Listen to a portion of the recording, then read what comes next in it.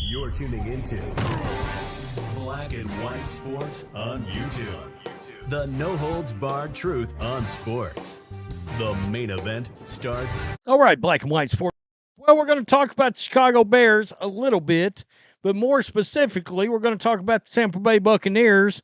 The main reason why the Bears are in this is because, well, this is potentially one of their coaching candidates for their job opening. And it makes you wonder if the Tampa Bay Buccaneers aren't considering or shouldn't at least consider, especially in light of how this season has gone, possibly moving on from Todd Bowles and promoting a guy that's going to be, well, I think a pretty hot candidate for head coaching positions around the league. And the Chicago Bears is one of the places this guy's going to be in demand. So keep that in mind before we jump out there. There's some actual thought that the Bears might sit or bench Caleb Williams before the finale against the Green Bay Packers. I cannot imagine why you would do this. I understand a lot of people believe the offensive line is not good. Now, there's statistics out there that show the offensive line isn't as bad as it's perceived to be.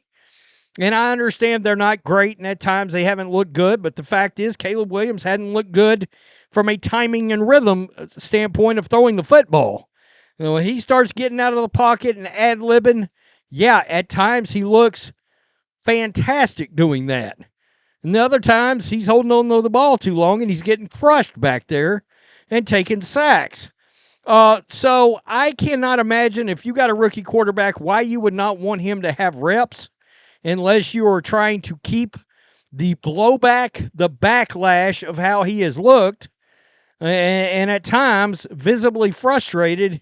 You're trying to minimize that. Maybe you don't want him to be hurt. I don't know. I know there's some of that going around with Drake May and the New England Patriots. No, as bad as Gerard Mayo is and as bad as things are with the Patriots, you put him out there, you play him, you let him get the reps, okay, going into the offseason. Maybe you can have a big game. Maybe you can build some confidence.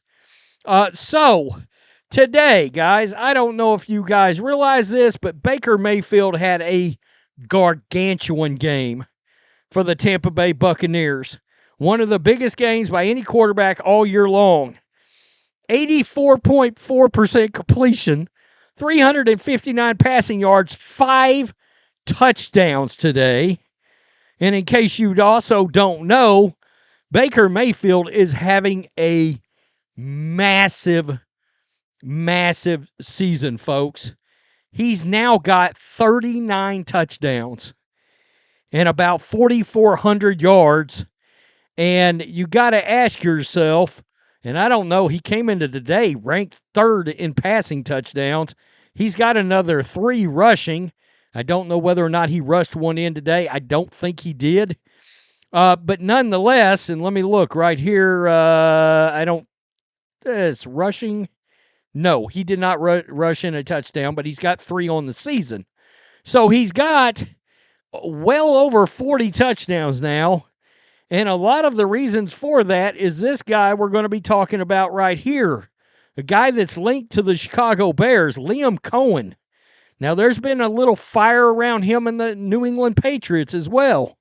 But this is one of the up-and-coming guys, one of the guys that is not quite viewed like Ben Johnson yet. But you got to wonder, and I was like, how close is Baker to winning the MVP? He's not at all, and I don't get it. He's not even on this FanDuel board for MVP, and, well, they're right in the mix for making a playoff run. They're 9-7 now, and I don't get it. As it currently stands, the Buccaneers are in the playoffs. Like, if it was to end today, they're in, right? They're still in a dog fight with the Falcons. But nonetheless, you get my point.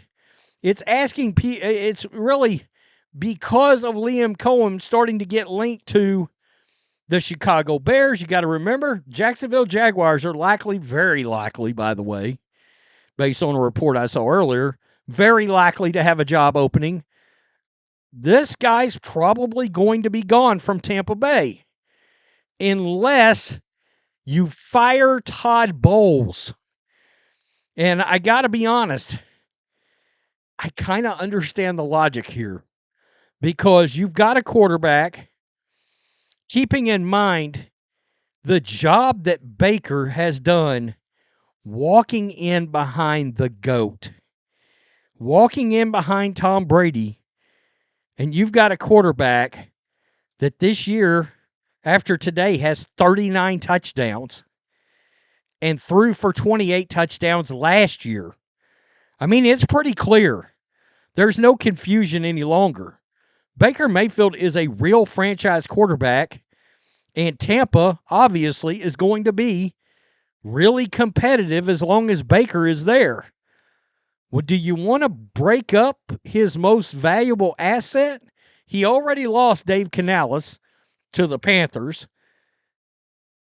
Is it time for Tampa Bay to think about, well, maybe we should let Todd Bowles go?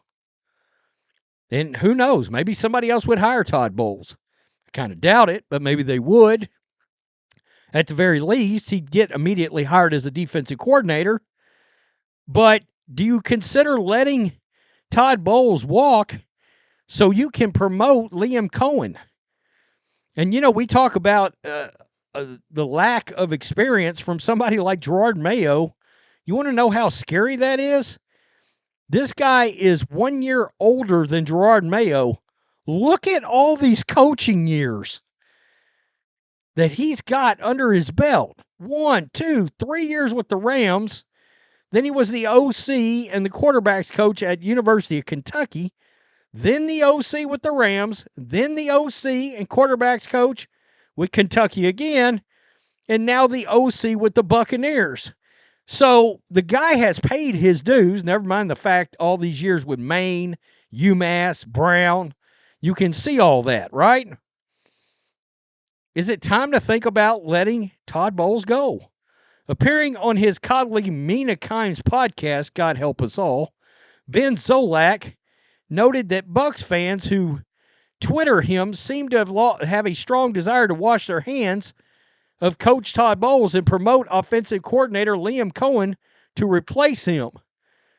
Now, this, of course, is Joe Bucs fan. Joe can understand the argument. Bowles a defensive guy and has not been able to fix the woeful pass defense. And the Bucs do not have an edge rush despite plenty of draft capital this decade. It's so bad, of course, they re-signed Shaq Barrett yesterday.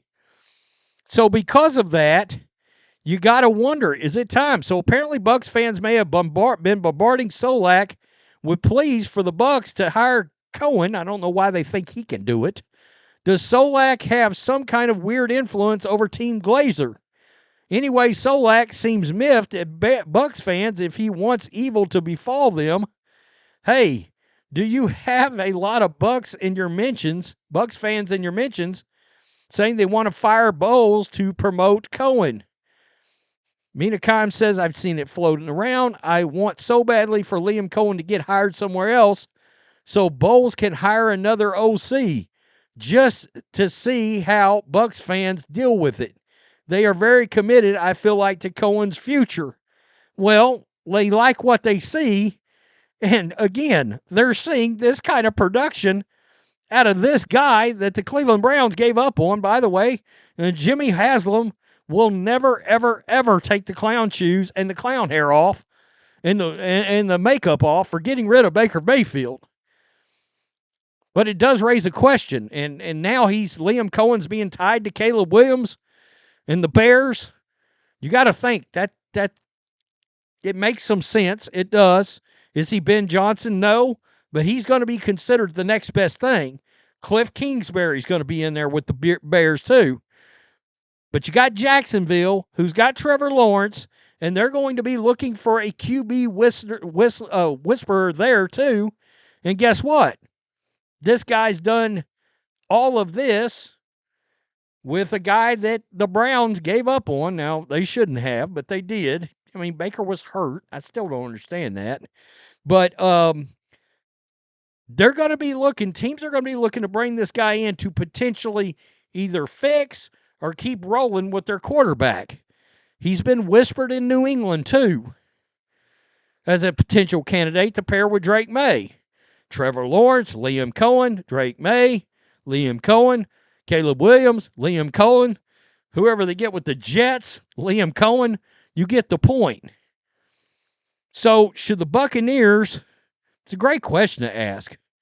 And I think it's something to consider because Bowles is getting a little older now. Do you want to break up the continuity and put a third offensive coordinator with Baker Mayfield and roll the dice that Baker just keeps rolling like he is, regardless of who it is? Or do you pair up Baker and Liam Coen for the next, 8 years maybe? Because I do think as long as Baker's there and they can keep reloading the weapons with Tampa Bay, Tampa's going to be competing for that NFC South title every single year. Now, they may win it every single year, 10 wins and 7 losses, like they're looking like now, like they were last year. But we saw once they get in the playoffs, they can beat a team. They can do something. It's an interesting question to ask. It really is. It's very interesting. Is this Caleb Williams' next coach? Do coaches really love him as much as they say they do? I don't know. Tell me what you think. Black and white sports supporters, peace. I'm out. Till next time. Thanks for watching the show. Be sure to like, comment, and subscribe. Be sure to tune in next time on Black and White Sports.